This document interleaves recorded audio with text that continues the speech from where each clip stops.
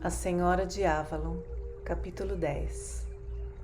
Teleri tirou outro punhado de lã da cesta e juntou ao fiapo preso à roca que segurava na mão esquerda. Puxou um pouco o fio preso à roca com a outra mão, para avaliar a tensão. Com um movimento rápido, fez o fuso pendurado começar a rodar e guiou o fio com os dedos mais uma vez. O sol do início da primavera, cada vez mais forte, aquecia suas costas e ombros. Aquele canto do pomar de macieiras ficava abrigado do vento e um lugar favorito para ficar no inverno, mas ainda nesta época, quando o sol começava a fazer os primeiros brotos florescerem. O seu fio fica tão certinho, suspirou a pequena Lina, vendo a linha cheia de nódulos enrolada no seu fuso, e o fio liso de Teleri. Bom, eu tenho muita experiência, disse Teleri, sorrindo para a outra. Só que não esperava precisar dessa habilidade aqui. Mas suponho que se príncipes e princesas precisam de roupas, alguém tem que fiar a lã como estamos fazendo agora. As mulheres da casa do meu pai não falavam de outra coisa, senão de homens e bebês. Pelo menos as conversas aqui em volta das rocas têm algum significado. Ela olhou para a velha Sigfola, que estava contando para elas como a casa das sacerdotisas tinha sido fundada em Avalon. Lina olhou para ela meio desconfiada. Mas algumas sacerdotisas têm filhos. Dierna mesmo teve 3. Os bebês são tão lindos. Sonho em ter uma criança em meus braços. Eu não, retrucou Teleri. Essa era a única coisa que as mulheres com quem cresci podiam fazer. Talvez seja natural sonhar com o que você não pode ter. Pelo menos a escolha é nossa, é sua, disse uma das outras meninas. Quando nossas sacerdotisas viviam na Casa da Floresta há muito tempo, eram proibidas de se deitar com os homens. Fico contente que esse costume tenha mudado, ela acrescentou animada e todas riram. As sacerdotisas de Avalon têm filhos, mas não são obrigadas a isso. Nossos bebês vêm pela vontade da deusa e da nossa, não para agradar a algum homem. Então não terei nenhum filho, pensou Teleri, pegando outro tufo de lã. Pela graça da deusa e a mágica de Dierna, ela continuava virgem e feliz de permanecer assim. De qualquer modo, tinha jurado manter a castidade até completar seu treinamento e fazer os últimos votos. Da mais jovem da casa do pai, Teleri tinha se tornado a mais velha na casa das donzelas em Avalon. Até mesmo os nobres que chegavam para receber um polimento antes de casar normalmente eram mais novas. Ficava imaginando se as outras donzelas ririam da sua ignorância. Tinha desperdiçado tanto tempo e havia tanta coisa para aprender, mas depois de sua viagem com Dierna, um pouco do carisma da suma sacerdotisa tinha passado para ela, e a tratavam como irmã mais velha. Em todo caso, não ia continuar como as donzelas durante muito tempo. Já estava quase 2 anos ali. Quando o verão chegasse, faria seus votos e seria a sacerdotisa mais jovem. Só lamentava ficar tão pouco na companhia de Dierna. Logo que chegaram a majestade e as responsabilidades da suma sacerdotisa de Avalon, tomaram todo o seu tempo. Teleri achava que devia agradecer ter podido estar na companhia da senhora aqueles dias. As outras meninas a invejavam por ter partilhado com ela aquela viagem. Não sabiam que até aquele dia, depois de tantas luas, ainda acordava chorando por causa dos sonhos em que o chefe saxão a atacava. O fuso estava ficando pesado com a lã afiada. Teleri o pôs para baixo até encostar na pedra chata sobre a qual ela podia girar, e encompridou o fio que ia dos seus dedos até a haste. Teria de desenrolar o fio e formar uma meada, assim que terminasse de fiar o resto da lã. A velha Sigfola, que fiava melhor que todas elas, apesar das juntas endurecidas, produziu um fino fio de fibra de linho. A lã que teciam saíam das ovelhas que criavam, mas o linho era produto de troca ou tributo a Avalon. Uma parte, pensou Teleri, podia ter vindo dos depósitos de seu pai, uma parcela dos presentes que ele mandou depois que ela foi para lá. Nós fiamos a lã para nos aquecer e o linho grosso para confeccionar roupas de trabalho, disse Sigfola. Mas o que faremos com um fio assim? O fuso rodopiava e o fio tão fino que era quase invisível encompridava de novo. Tecer véus para sacerdotisas, porque é mais perfeito? Perguntou Lina. Certo, mas não porque é melhor, só porque o tecido que produz é muito fino. Isso não quer dizer que o que fazemos deve ser menos macio e liso, disse a velha muito séria. A macieira não é mais sagrada do que o carvalho. Nem o trigo é mais que a cevada. Cada um tem a sua função. Algumas de vocês vão se tornar sacerdotisas e outras voltarão para casa para se casar. Aos olhos da deusa, todos os caminhos são iguais e honrados. Vocês devem procurar fazer qualquer trabalho que a deusa determinar da melhor maneira possível. Mesmo se estiverem apenas fiando cânhamo para fazer sacos. Deve ser da melhor maneira. Vocês compreendem? 12 pares de olhos ficaram sob a mira do olhar ramelento dela e desviaram. Vocês acham que estão aqui fiando porque queremos mantê-las ocupadas? Sigfola balançou a cabeça. Poderíamos comprar tecido, como fazemos com outras coisas. Mas há uma virtude no tecido feito em Avalon. Fiar é uma mágica poderosa, sabiam disso? Quando falamos de coisas sagradas enquanto trabalhamos, o que vai para o fio é mais que lã ou linho. Olhem para o seu trabalho. Vejam como as fibras se entrelaçam.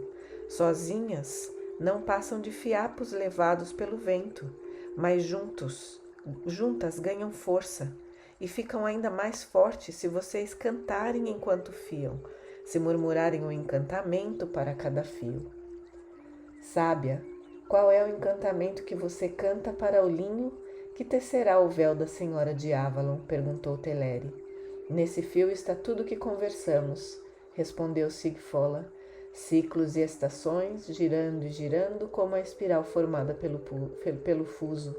Outras coisas serão acrescentadas à tecelagem, o passado e o presente, o mundo além da névoa e este solo sagrado.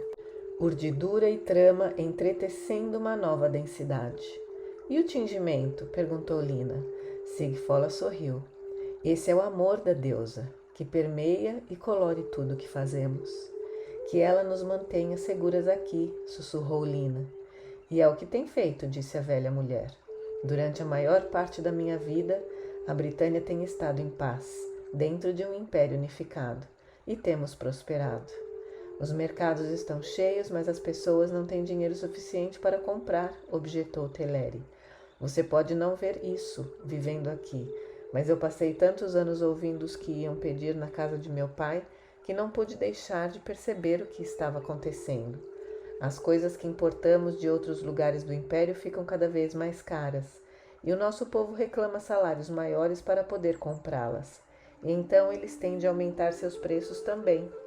Meu pai diz que é tudo culpa de Póstumos, que tentou separar a metade ocidental do império, disse Adwen, que prestaria os votos junto com Teleri. Mas Póstumos foi derrotado, retrucou Lina.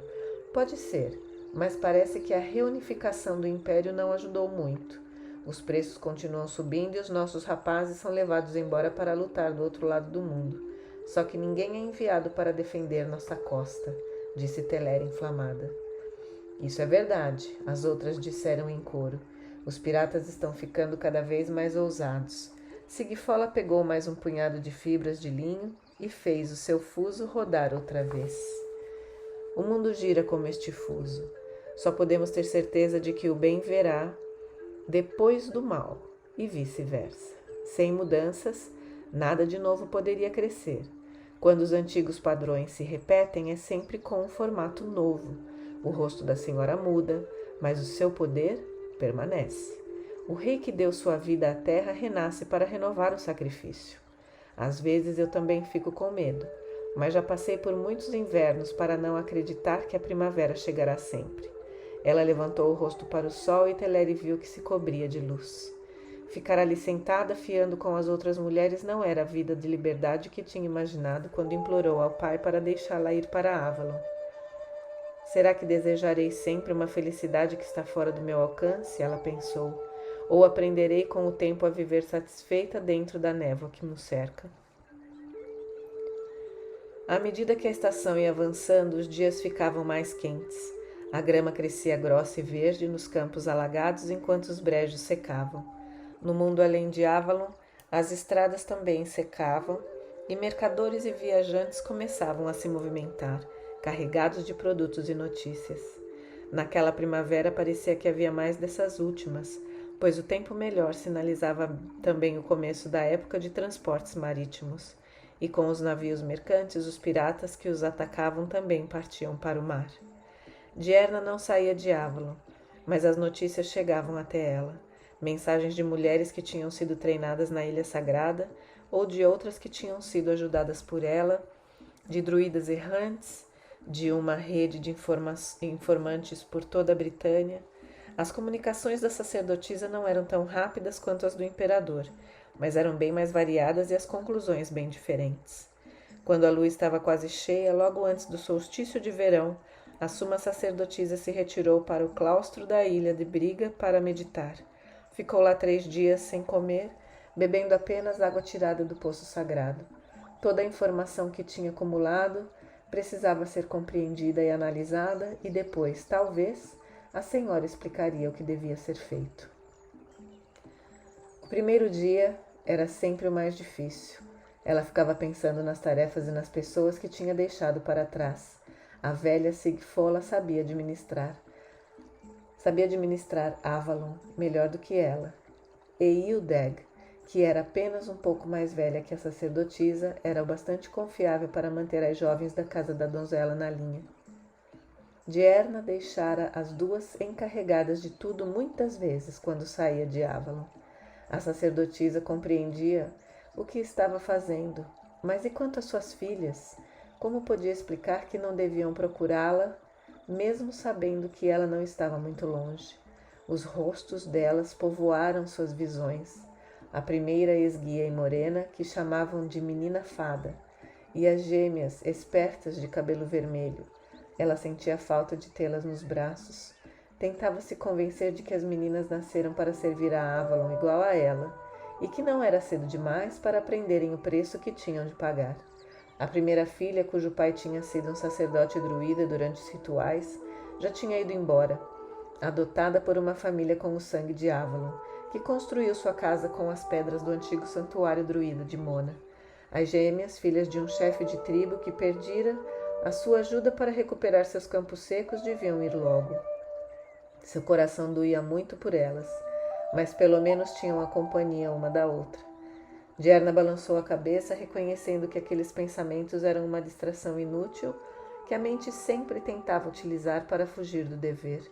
Não adiantava negá-los. Cada pensamento devia vir à tona, para depois se esvaziar. Ela fixou o olhar na chama da lamparina a óleo mais uma vez. Quando acordou na manhã seguinte, a pequena mulher do pântano que a servia tinha deixado uma cesta com alguns cogumelos poderosos do seu povo que encontrara no meio das samambaias. Diarna sorriu e, depois de lavá-los bem, cortou-os em lascas bem finas e jogou-os no seu pequeno caldeirão, junto com as outras ervas que tinha levado. Inclinada sobre a panela, começou a cantar e a mexer. O ato da preparação era um encantamento em si, e mesmo antes de beber o líquido, o cheiro acre do vapor que rodopiava na superfície escura já começava a alterar a sua percepção. Derramou o conteúdo do caldeirão num cálice de prata e levou-o para fora. A cabana em que fazia vigília era cercada por um arbusto de espinhos. A lua já estava a 1/4 do caminho acima do horizonte de leste, sua forma oval brilhando fraca como uma concha, e os pássaros que voltavam para os ninhos subiam e desciam no céu dourado. Diarna ergueu o cálice fazendo uma saudação. Ofereço-vos este cálice, Senhora da vida e da morte, mas sou eu a oferenda. Se minha morte for necessária, estou em vossas mãos, mas se for a vossa vontade, dê-me a vossa bênção, uma visão do que é e do que deve ser, e a sabedoria para compreender. Havia sempre uma incerteza, pois a diferença entre a dose eficaz da poção e que seria fatal era pequena, determinada pelo estado dos cogumelos, pela saúde de quem bebia a infusão e, conforme aprendera, pela vontade dos deuses também. Com a mais leve hesitação, ela encostou o cálice nos lábios e bebeu tudo, fazendo uma careta por causa do gosto ruim, e deixou o copo vazio no chão. Então, cobriu-se com um xale claro, de lã natural, e deitou na longa pedra cinza do altar. Diarna respirou fundo e deixou o ar escapar lentamente, contando e relaxando cada membro, até sentir que se misturava com a pedra fria. Acima dela, o círculo do céu que via mudava de violeta luminoso do pôr do sol para cinza, Ficou olhando para o alto e viu a primeira estrela piscando. No momento seguinte, o céu ficou cortado por uma onda de luz. Ela prendeu a respiração. Depois forçou-se a respirar normalmente, usando as reações educadas durante anos de prática para suprimir o instinto de lutar e fugir. Tinha visto uma jovem sacerdotisa ser levada à loucura por não ter força de vontade para se entregar ao túmulo dos sentidos que rasgava o corpo quando o espírito do cogumelo fazia efeito, mantendo o controle da alma ao mesmo tempo. A luz das estrelas pulsava com todas as cores do arco-íris. Ela teve uma vertigem momentânea quando o céu parecia virar do avesso. Respirou fundo de novo e dirigiu a consciência para dentro, para o ponto de luz bem no centro da sua cabeça. O universo girou feito espiral em torno dela, com luz multicor, mas o eu que observava continuou a pulsar forte lá dentro. Formas monstruosas pairavam nas sombras, mas ela as afastou como afastara os pensamentos inconvenientes mais cedo. Então o tumulto começou a diminuir. A visão foi adquirindo foco e de novo ela estava consciente de estar deitada na pedra olhando para o céu à noite. Observou o céu com mais completa atenção, coisa que ninguém, em estado normal de consciência, conseguiria suportar. O luar clareou o céu no leste, mas Dierno olhava diretamente para uma imensidão estrelada, na qual podia despencar para cima e para sempre. Mas não estava ali por prazer. Com a visão interior, começou a desenhar as grandes constelações que governavam os céus. A visão mortal só conseguia distinguir as estrelas espalhadas numa confusão aparente pelo céu todo. Mas o espírito de Dierna, em transe, via também as formas espectrais que davam nome às constelações. Bem lá em cima, a ursa maior caminhava lentamente em volta do polo. À medida que a noite ia avançando, ela dava a volta para o oeste e caía atrás do horizonte novamente. A ursa era a analogia celeste das ilhas do Vale de Avalon. A observação das outras estrelas que dividiam o céu com ela diria a Dierna quais poderes governavam o futuro que começava naquele momento. Mirou o olhar mais ao sul, na constelação que chamavam de Águia. Aquela seria talvez a Águia de Roma? Era brilhante, mas não tão radiante quanto o dragão que coletava no centro do céu. Ali perto, a Virgem pairava sentada, com toda sua majestade intocada. Dierna virou a cabeça procurando o brilho mais forte das estrelas errantes e viu ao lado norte do horizonte a oeste o cintilar líquido da Senhora do Amor, com o brilho vermelho do planeta dos céus da guerra ao lado. Outra onda de cores faiscou no céu. Dierna parou de respirar e teve de se concentrar para soltar o ar de novo, sabendo que as ervas a estavam levando para um nível em que imagens e significados eram a mesma coisa. Um clarão explodiu das duas luzes e ela viu o Deus perseguindo a deusa radiante com a entrega que era também uma vitória.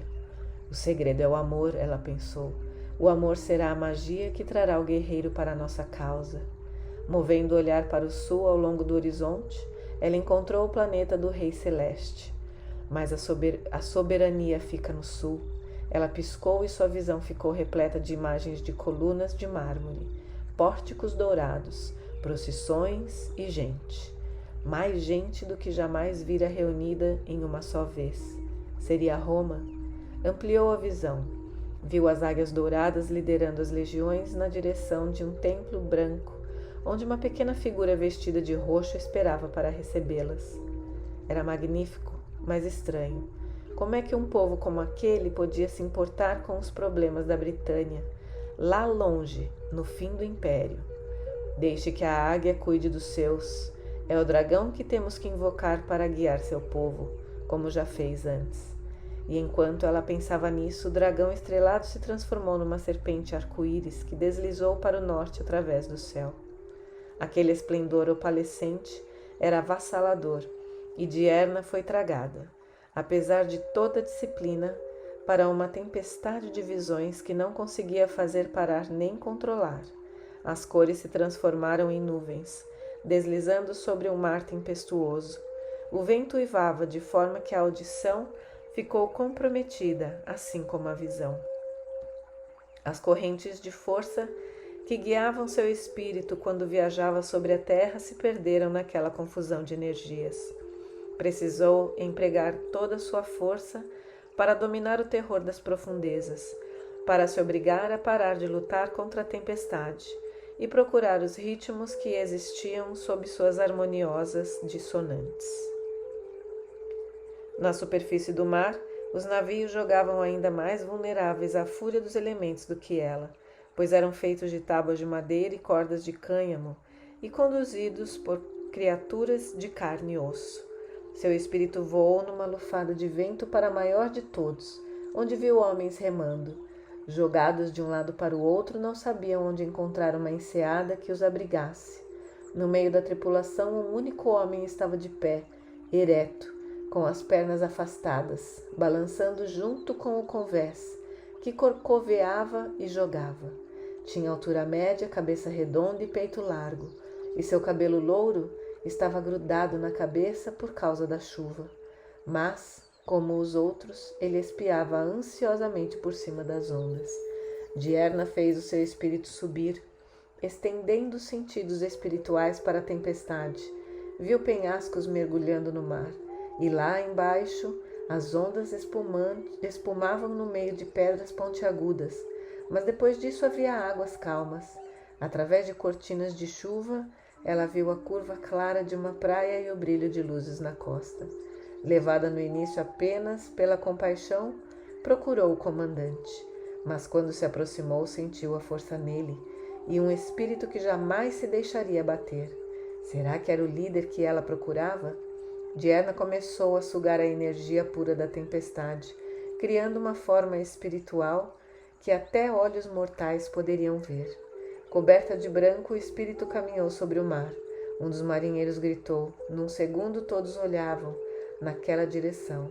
Diurna moveu um braço fantasmagórico apontando para a terra. Lá, não estão vendo? Lá vai ela, o vigia berrou do seu lugar na proa. Uma senhora de branco caminhando sobre as ondas. O vento fustigou a água com força, varrendo as ondas e os navios frágeis que navegavam nelas. A esquadra de Dubris tinha se espalhado. Marcos Aurelius Museaus Carausius, o almirante, se equilibrou de encontro ao mastro da polpa do Hércules e limpou a água dos olhos procurando ver. Atenção! Era a voz de Aélios, o capitão. Fique de olho nas pedras e não na espuma do mar. Uma onda do tamanho de uma casa surgiu a este bordo, uma encosta lisa e brilhante, pois a lua tinha aparecido por um instante entre as nuvens. O convés do navio inclinou demais, os remos balançando no ar feito as pernas de um besouro de cabeça para baixo, mas de bom bordo ouviu-se o terrível estalo de madeira quebrando, quando os remos enfiados profundamente na água se partiram com a pressão. Netuno! Exclamou o capitão enquanto o navio, estremecendo, começou a se nivelar de novo. Outra onda dessas e vamos naufragar. Carausius fez que sim com a cabeça. Não esperavam uma tempestade assim naquela época do ano. Tinham zarpado de Gesoriacum de madrugada, esperando cruzar o canal no ponto mais estreito e chegar a Dubris com o cair da noite. Mas não contavam com aquela tormenta infernal. Estavam muito mais para o oeste do que deviam estar, e só os deuses poderiam levá-los a salvo para um porto naquele momento. Os deuses ou espírito que o timoeiro tinha visto, ele olhou para o mar.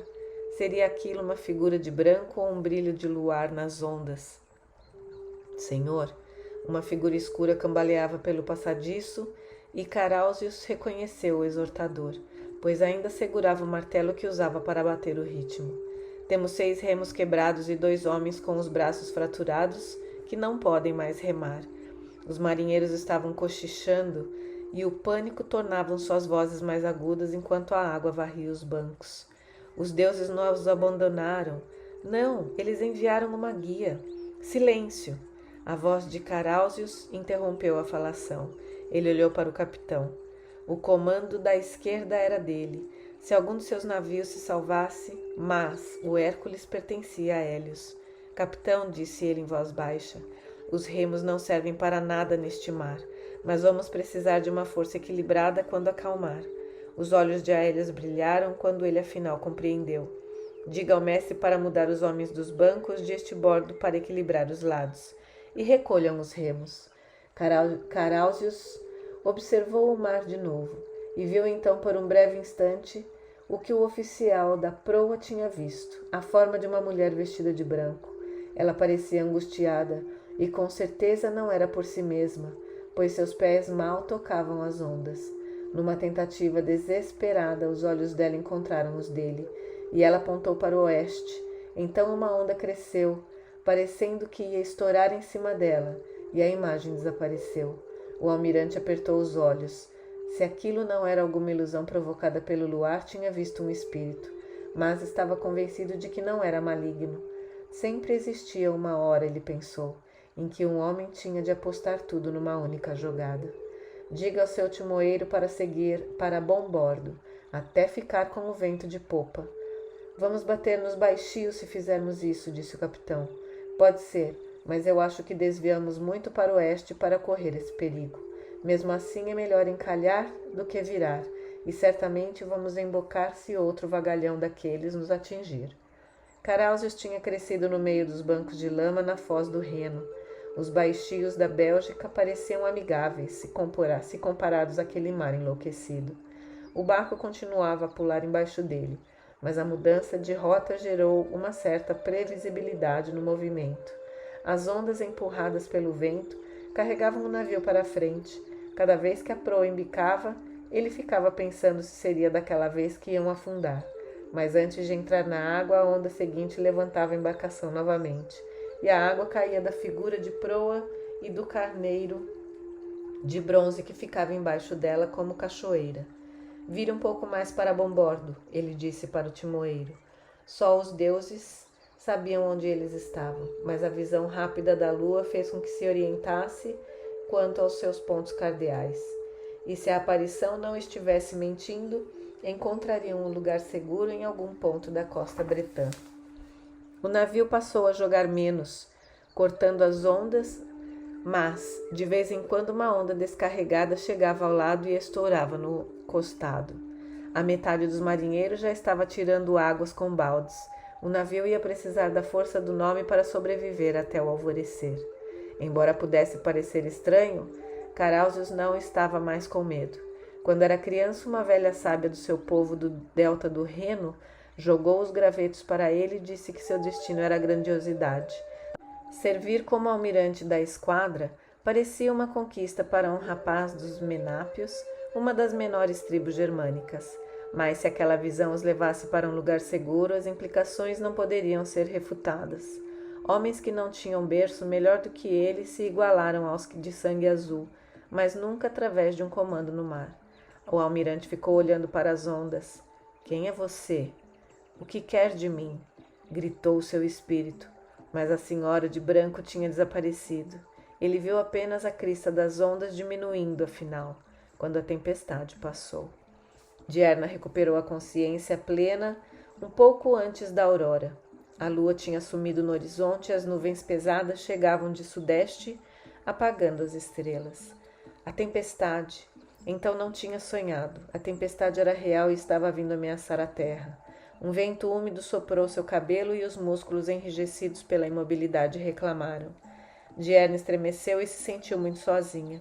Mas antes de falar com qualquer pessoa, precisava puxar das profundezas da sua visão as imagens que guiariam as suas decisões nos meses que estavam por vir.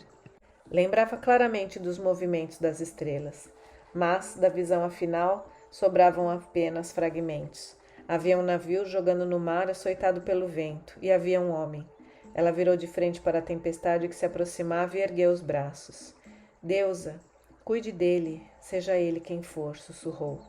O sol começava a faiscar por entre as nuvens sobre o canal, refletindo nas poças marrons, as costas e nas ondas cinzentas do mar, quando um jovem pescador de Clausentum À procura de madeira flutuante lançada à praia pela tempestade, assustou-se ao ver alguma coisa atrás, de forma escura, da ilha de Victis. Uma vela! Outros gritaram a mesma coisa depois dele.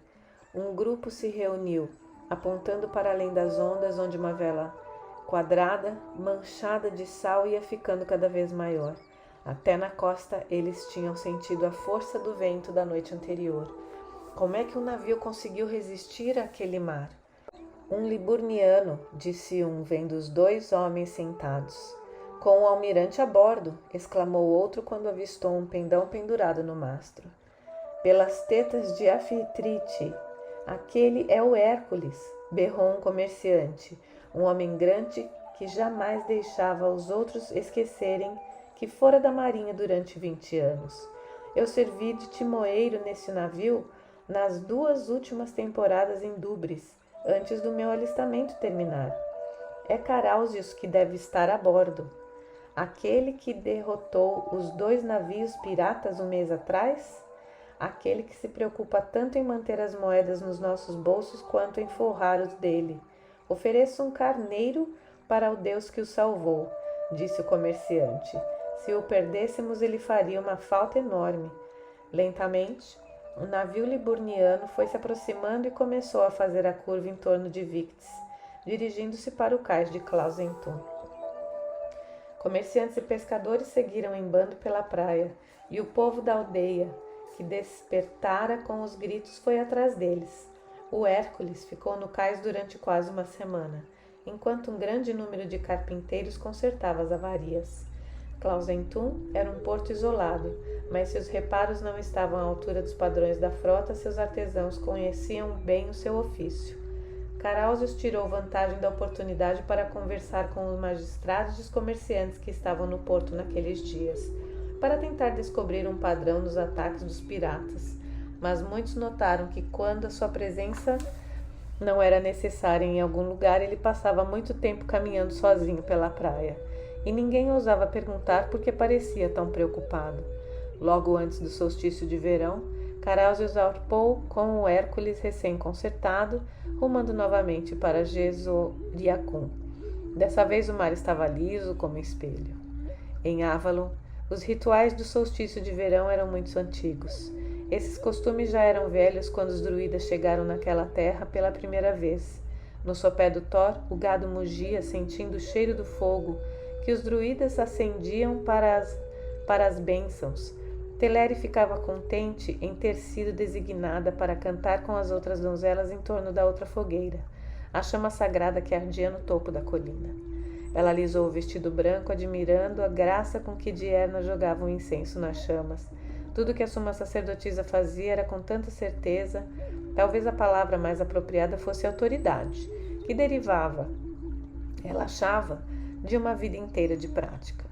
Ela mesma tinha chegado tão tarde para prestar os serviços dos mistérios que achava difícil acreditar que um dia seria capaz de se mover daquela maneira, como se tudo se fizesse fosse parte de um encantamento. Lá embaixo, o gado era cozido entre as fogueiras e o povo pedia bênçãos aos deuses. Lá em cima, a litania era os reconhecimentos de todas as coisas, tanto luz como escuridão, deviam se passar. A lua cheia perdeu um pouco o brilho e foi engolida pela noite, só para renascer como um pedaço de luz. O ciclo do sol era mais lento, mas ela sabia que aquele momento, o dia mais longo do ano, era o princípio do seu declínio. Por outro lado, no meio da escuridão do solstício de inverno, era o sol que renascia. O que mais ela pensou viria depois desse tempo?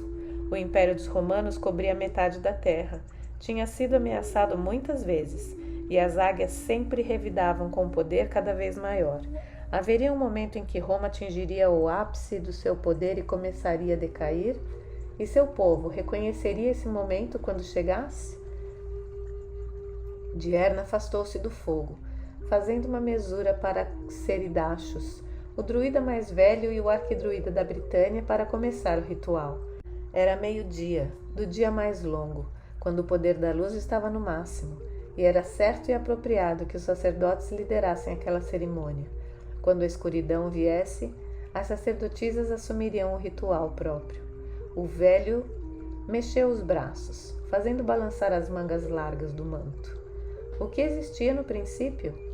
Tente imaginar. Um vazio, o nada. Um ventre prolífico, grávido do mundo?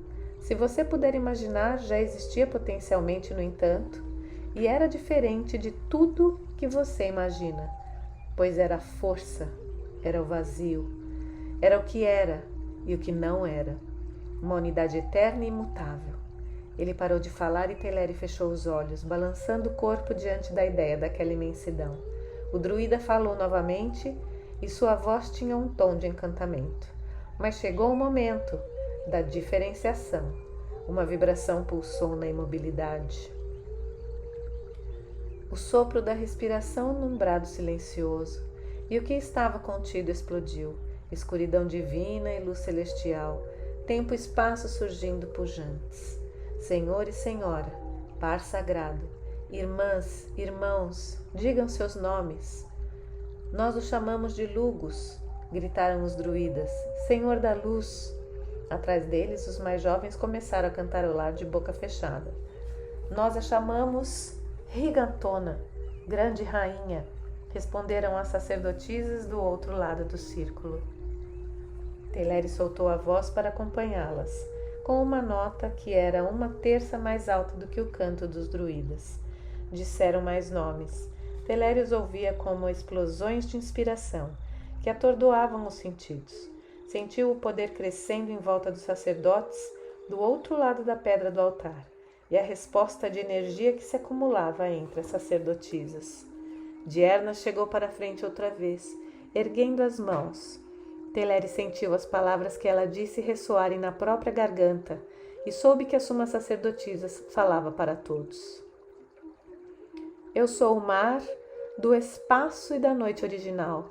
Eu sou o ventre da escuridão e da luz. Eu sou o fluxo sem forma, descanso eterno, matriz da qual toda a matéria se manifesta.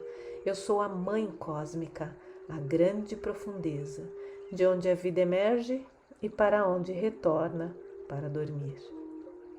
Seridachos adiantou-se e ficou de frente para ela, do outro lado da pedra do altar. Teleri apertou os olhos, pois no rosto do velho viu o jovem e o guerreiro, o pai e o curandeiro, radiante de poder.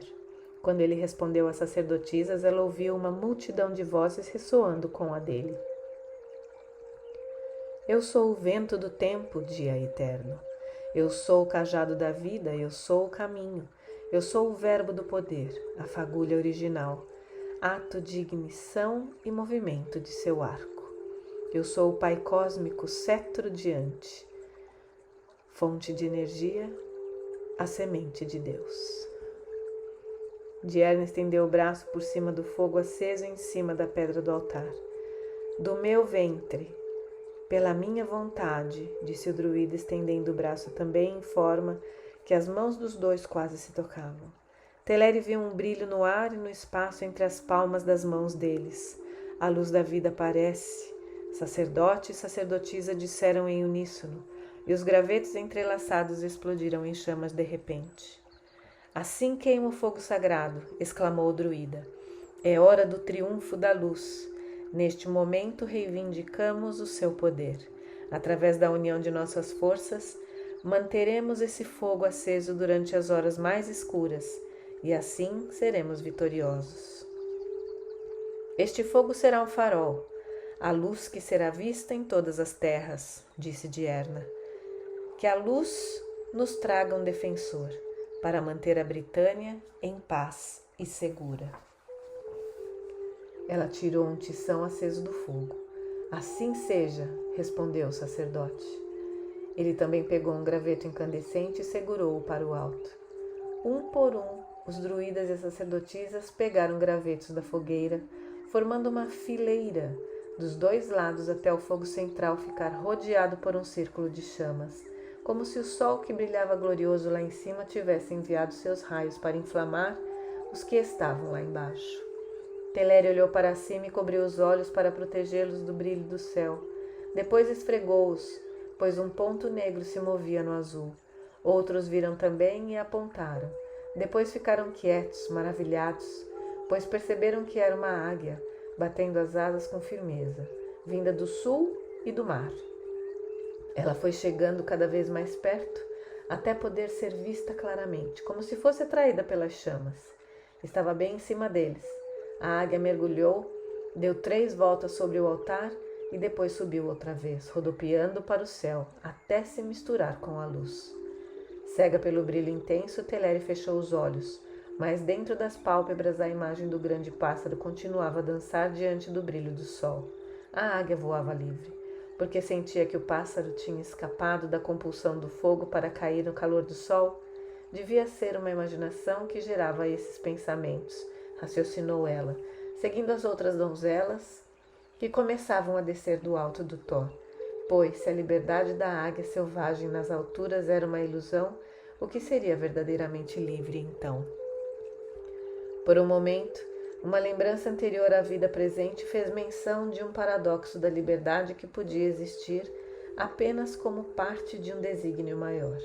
Mas a mente que se conhecia como Teleri não compreendia aquilo, e igual à águia, a revelação desapareceu num segundo.